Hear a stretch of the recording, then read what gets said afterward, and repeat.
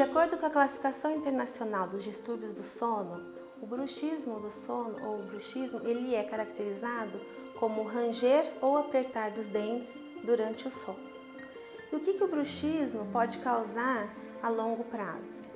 Esse apertar de dentes ou ranger de dentes acaba gerando uma força muito grande sobre os dentes e as estruturas adjacentes. Então, com o passar do tempo, se esse bruxismo não for controlado, ele vai acabar acarretando desgaste dos dentes, pode acabar acarretando retração gengival, perda do osso alveolar, dores musculares e pode culminar inclusive com trincas ou rachadura dental.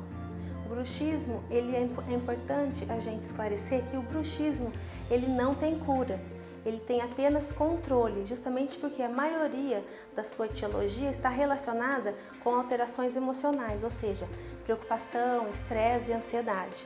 Então é muito importante o indivíduo estar atento, ou o profissional que cuida daquele indivíduo estar atento para observar esses sinais e esses sintomas, para fazer com que esse indivíduo tenha a sua estrutura dentária e suas estruturas adjacentes poupadas o mais cedo possível.